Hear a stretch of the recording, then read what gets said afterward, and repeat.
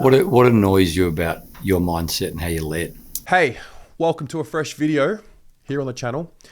I found and I watched an interview with Sam Docherty and Hamish McLaughlin, which has just launched on the 7+ app.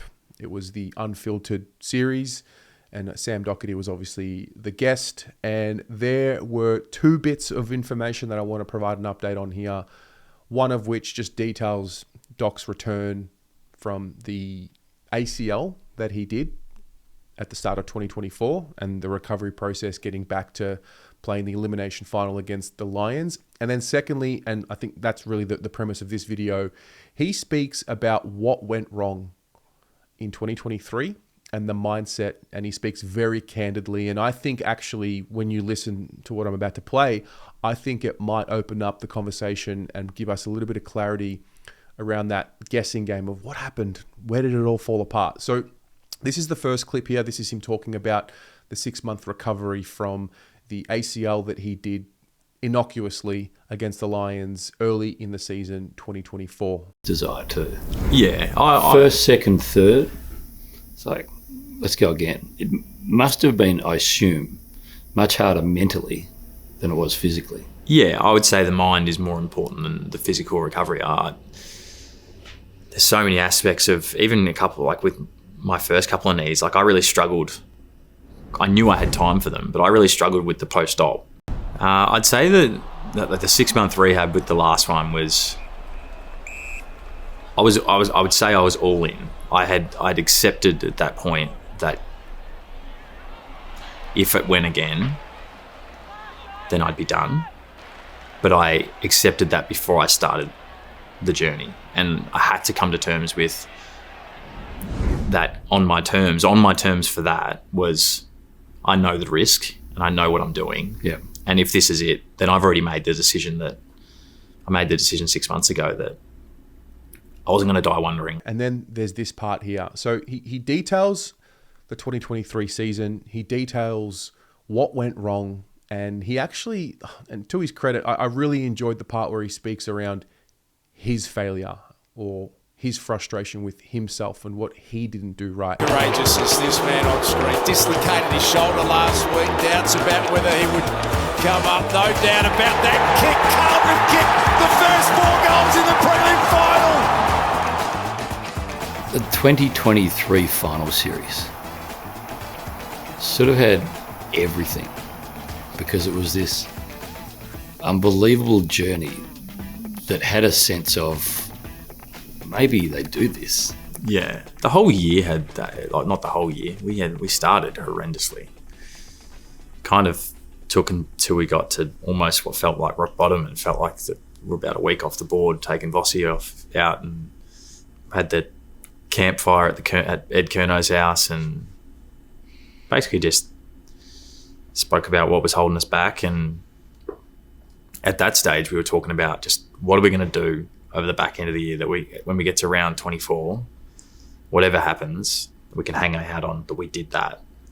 And we went to pressure and defense, and the change that happened. But it wasn't smooth sailing. We had injuries everywhere in the last 6 weeks of the year. And if you did our year in a couple of games, Swans game, being able to first final, being able to hold on by a small margin, just found a way to do it. Melbourne semi-final, like Done. Yeah, Done. Like we were done. People were turning away from the screens and having beers thinking, oh, well, they're out. Yeah, like to script that moment. Like we'd done so much scenario training throughout the whole of pre-season and that year.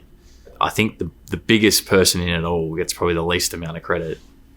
Weeders' kick to get the intercept, turn in an instant and kick the ball 40 metres in the corridor, lace out to Ollie. Like, the whole play doesn't happen without him. But we've trained it, had the nerve to do it in a big moment. Ollie turns, hits me, just sort of looped up enough that the Melbourne defender kind of went flying past, and somehow we had about 7 blokes inside 50. And yeah, crazy game. But like after we kind of got to the midway point, the back end of the year just felt like it was destiny. And maybe that was what undid us in the end. We kind of once we got up in that final, I think everyone in the group kind of went, geez, we're actually going to do this. And that small moment of thinking that way was enough for an experienced and mature group in Brisbane to change the game, fight back and overrun us. There's no guarantees in footy that you're ever going to be back there. No. And I don't think you ever set yourself up in a better position than being 5 goals up at quarter time in a prelim to get that moment to have a shot on grand final day. And I have frustrations of the way that I led in that moment and my mindset. And what annoys you about your mindset and how you led? Well, I think I was in... We're getting there. I think that, for a moment I was like, oh, wow, we're actually... It's going to happen. Yeah, like for most of the year it was kind of like a pipe dream. We're just rolling. It wasn't until we kind of got to that moment where that happened and we were up. It was like, oh, we're actually... And that small moment of taking your eyes off the process, and... That's enough. That's enough in today's footy. The game's too technical and too hard, and good teams change things and you need to be able to adjust on the fly, and we just weren't able to do that. So 2 things here. Firstly, it just comes back to that principle of appreciating and respecting the process. You know, a lot of the language that gets spoken around fans and what we want to hear, and, you know, we want to hear them say premiership wins, premiership. From a fan's point of view, you want to hear those words, but clearly from a player's point of view, he's detailed there. They went away from their process.